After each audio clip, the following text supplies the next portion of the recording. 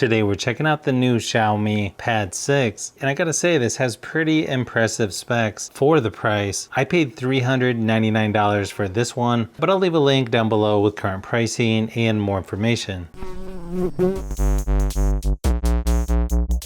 It comes in 3 different colors: gray, champagne, and the one shown here is mist blue. It's got an 11-inch IPS LCD display, 1800 by 2880 resolution at 16 by 10 aspect ratio, up to 144 Hz refresh rate, 550 nits brightness. It comes with 8 GB of RAM, 128 GB of storage, but you can also get 256 GB of storage as well. And it's got the Snapdragon 870 5G processor. Comes with Android 13 right out of the box, dual band Wi-Fi 6. Also has 4 speakers, 2 on each side with Dolby Atmos and Bluetooth 5.2. Pretty large 33 watt wall adapter. Since I'm in the United States, they also threw in this adapter. Nice touch adding the orange accent colors on the inside of the charging cable. They also threw in a 51 watt car charger as well. And then of course warranty and quick start guide. Okay, really nice design here. Flat edges, very subtle blue color to it. Probably hard to tell on camera, but this definitely looks a little more blue in person. You can also see you've got pogo pins right here by the logo. I assume that's for their keyboard case. You can see there's 2 speakers on each side with Dolby Atmos. You've got the power button on the left-hand side or on the top, depending on how you're holding this. You can see right there on the side, this is gonna work with the Xiaomi Smart Pen 2nd generation. It's definitely not gonna sit flat on a desk because of that camera bump on the back. As you can see, this is on MIUI 14.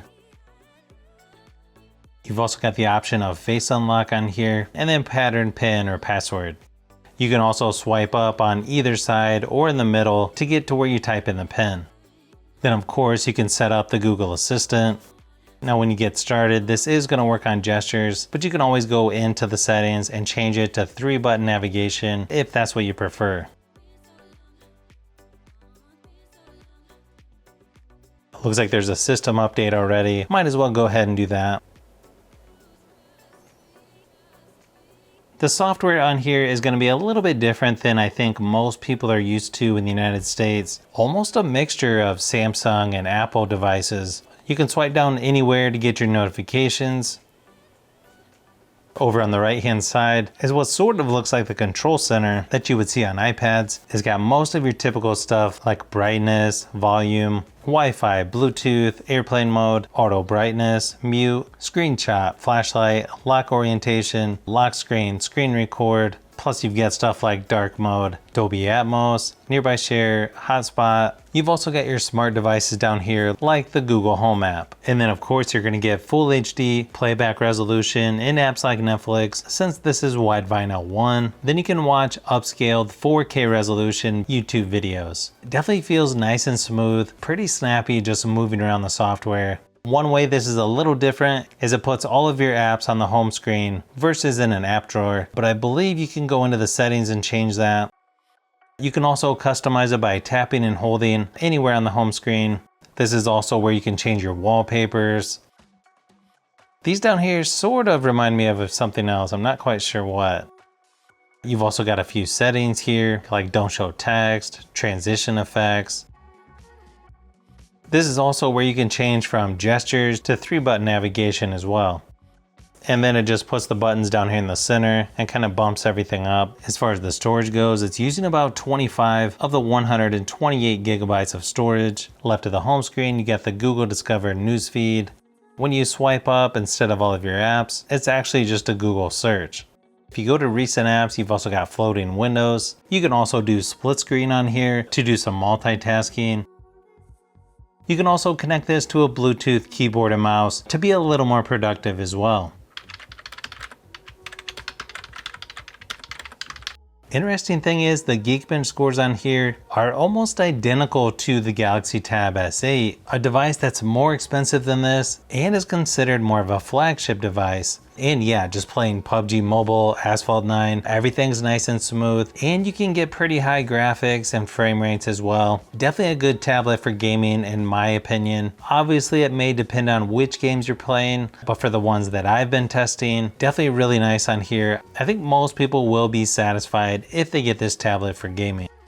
I went ahead and ran my usual battery drain test, and it lasted about 7 hours at 100% screen brightness, so not bad considering the performance of this tablet. It should last you a day or two with normal usage, even longer with light use, and if you turn the screen brightness down. And even though the fast charging is a little bit less than what you get on some Samsung tablets, still fairly quick at charging back up.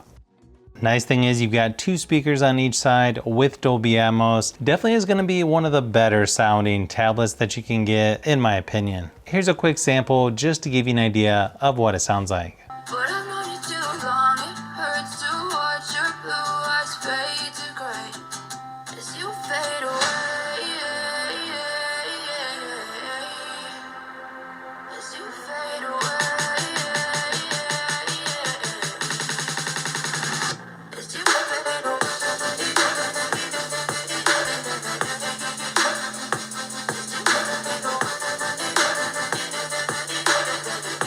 It's got a 13 megapixel rear facing camera, 8 megapixel front facing. They're in the center on the long edge. And it can shoot up to 4K 30 frames per second on the rear camera, 1080p 30 frames per second on the front. Inside the camera app you can scan documents. You can change the resolution up here by just tapping in the corner, going up to 4K 30 frames per second.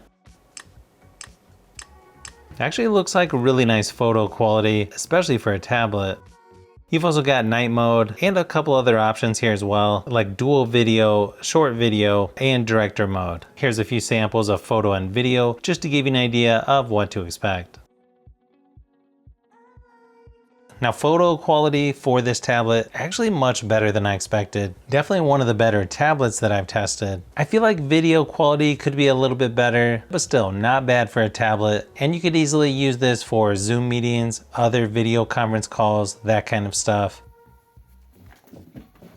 So hopefully this video gave you a little closer look at the new Xiaomi Pad 6. Now I wish I would have tried the Xiaomi Pad 5 just to compare to this. Pretty impressive tablet overall. And if you're thinking about trying this one, I would say yeah, definitely give it a look. I'm not sure what their track record is as far as software updates go, but overall good performance, pretty good cameras, a nice screen quality, and everything just feels nice and smooth on here. Now I'll probably have to do some more comparisons with this and some of my other tablets, so you'll want to look out for those upcoming videos.